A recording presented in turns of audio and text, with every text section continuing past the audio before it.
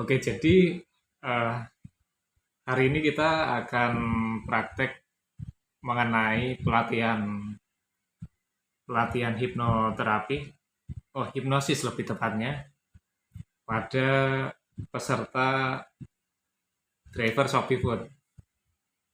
Jadi hari ini saya akan membedah sebuah apa namanya, membedah sebuah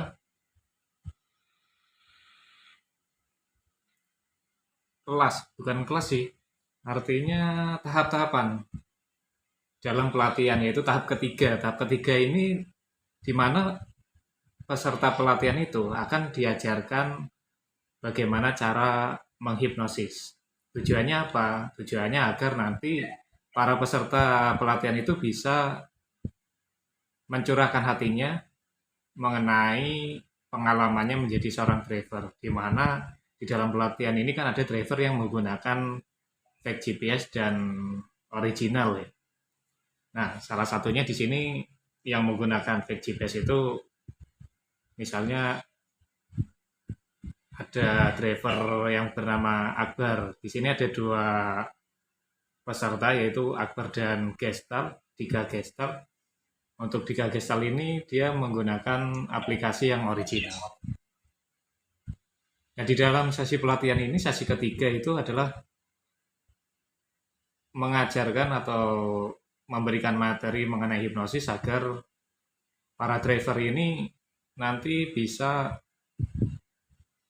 apa mempunyai ilmu, mempunyai wawasan bahwa hipnosis ini nanti bisa melekatkan antara sesama driver. Nah, apa saja yang perlu disiapkan dalam materi hipnosis ini? Yang pertama, kunci utama kita bisa menghipnosis seseorang yaitu adalah kosakata atau cara kita berbicara dalam penyusunan kata. Ada banyak tipe atau metode hipnosis. Yang pertama itu ada permainan, yang kedua ada metode relaksasi. Nah, yang akan saya ajarkan di sini adalah, nah, di dalam pelatihan ini, di sesi ketiga ini yang akan saya ajarkan atau materi yang akan diajarkan itu materi hipnosis permainan. Salah satunya adalah permainan tangan atau permainan, saya menyebutnya itu adalah permainan tangan kaku. Jadi bagaimana seseorang itu bisa menghipnosis uh, temannya atau orang lain? Yang pertama adalah menyusun kosakata agar orang yang dihipnosis ini bisa mencerna atau mendapatkan ini atau apa tingkat fokus sehingga dia menuruti apa yang kita katakan. Dari permainan tangan ini nanti juga bisa menyebabkan orang itu pada kondisi trans atau ketidaksadaran, di mana nanti orang itu bisa bisa kita suruh apa apa saja, tapi ya tentu ada batasan-batasan ya. Tidak semua bisa kita suruh, tetap pada jalur yang lurus atau pada dasarnya harus yang positif-positif lah ibaratnya. Nah, salah satunya yang pertama itu eh, sebelum masuk ke sesi itu ada satu kunci. Kunci utama seseorang itu bisa terhipnotis adalah tingkat konsentrasinya itu tinggi. Kalau teman-teman konsentrasinya tinggi, otomatis itu biasanya mudah sekali dipengaruhi atau mudah sekali dia mencerna apa yang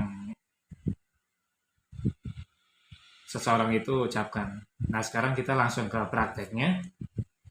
Di dalam praktek ini kan kita dibentuk 3 sampai 5 kelompok ya.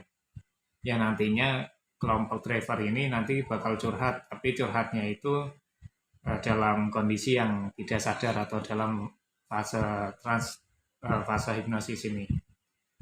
Nah, sebelum masuk ke kelompok ke sesi curhat-curhat, saya akan mengajarkan ke teman-teman di sini tentang bagaimana cara menghipnosis. Yang pertama, kita harus menyusun kata-kata itu yang baik dan lancar gitu. Intinya kata-kata itu mudahlah kita cerna. Nah, Saya pengen di sini teman-teman itu seperti ini, menunjukkan satu tangan, ya, arahkan ke kamera. Nah, ini kan melatih tingkat fokus saudara, melatih tingkat fokus teman. Sekarang teman-teman bisa lihat jari telunjuknya, dilihat. Nah, sekarang teman-teman bisa dengarkan saya. Karena ini online, jadi jangan terlalu fokus, nanti takutnya teman-teman hilang kesadarannya. Sebenarnya tidak masalah sih, itu sebenarnya bisa diatasi gitu ya. Tapi kan karena online takutnya nanti collab atau nanti saya yang susah gitu. Nah, sekarang teman-teman konsentrasi. Satu jari ini itu masih bisa digerakkan kan? Coba masih bisa kan? Nah, sekarang teman-teman dengarkan instruksi saya. Satu jari ini akan saya sentil seperti ini. Ikuti ya. Nah, disentil 3 kali. 1, 2, 3.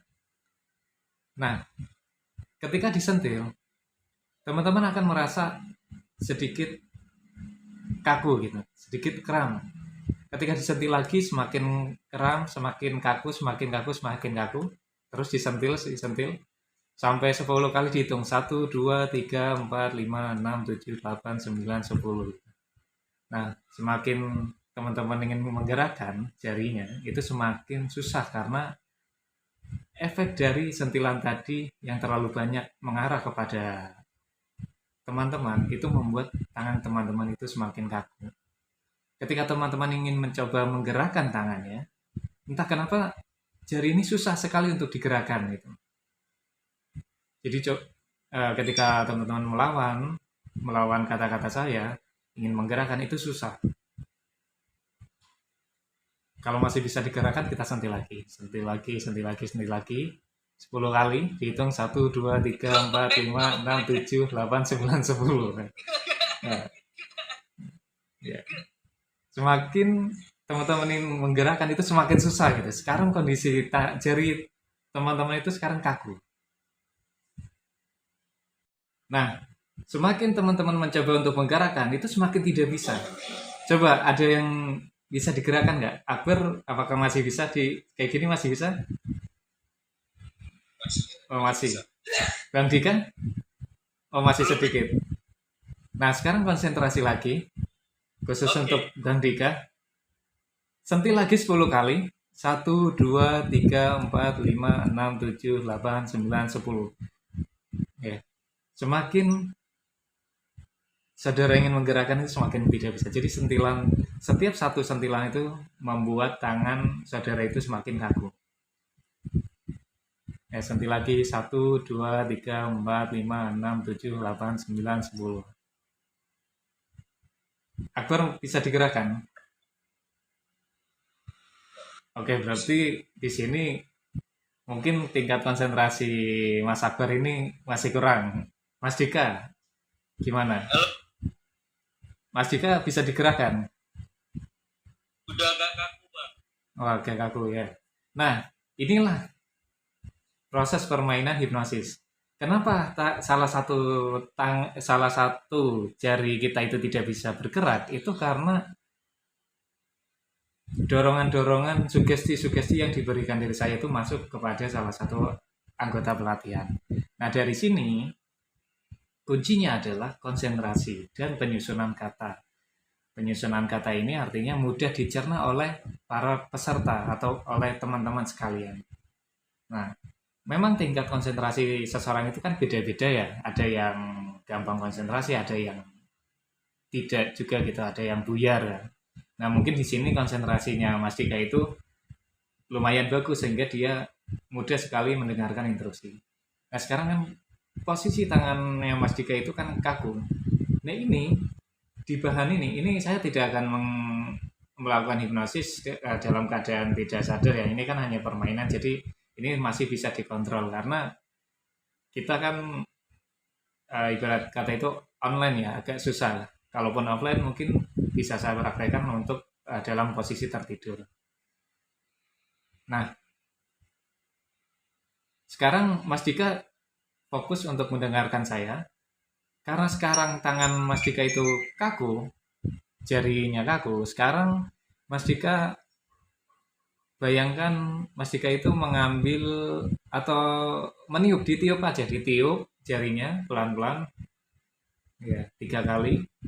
Nah, entah kenapa ketika tiupan-tiupan itu membuat tangan Mas Dika ini sedikit rileks gitu, sehingga sedikit demi sedikit tangan Mas Dika itu bisa digerakkan, jari Mas Dika bisa digerakkan, ditiup lagi sambil dicoba digerakkan,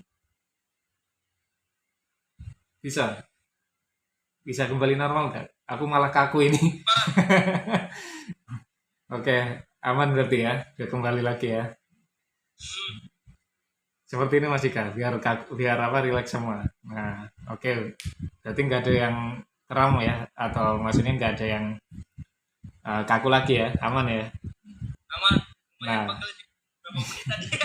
nah itu kalau diteruskan itu bisa, itu dalam ketika seseorang itu sudah seperti itu bisa diteruskan kepada ketidaksadaran, bisa diteruskan dalam proses hipnosis yang tidur, bisa dibuat untuk tidur seperti ini. Misalnya kaku kan, kaku, teman-teman bisa menyuruh orang yang tangannya kaku itu untuk memejamkan mata, lalu memberikan sugesti agar orang itu tertidur, itu bisa.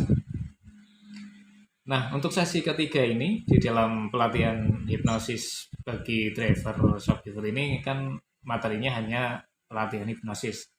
Nah, sebenarnya hipnosis itu adalah permainan ya. Jadi ada 2 kunci. Yang pertama adalah penyusunan kosakata, sugesti. Yang kedua adalah konsentrasi. Jadi ketika kita bisa menyusun kosakata dan menemukan orang dengan konsentrasi yang tinggi, ya itu klop lah, ibaratnya masuk gitu. Kita bisa bermain hipnosis. Tapi kalau kita menemukan orang yang konsentrasinya lemah atau kurang konsentrasi, ya itu agak susah. Tapi tetap ada kuncinya atau tetap ada solusinya. Bagaimana menghadapi atau menghipnosis orang-orang dengan konsentrasi yang lemah. Nah, demikian pemaparan materi pelatihan sesi ketiga, yaitu mengenai materi hipnosis untuk para driver Shopee Food. Itu saja. Terima kasih teman-teman sudah berpartisipasi. Saya ucapkan terima kasih. Saya tutup ya. Wassalamualaikum warahmatullahi wabarakatuh.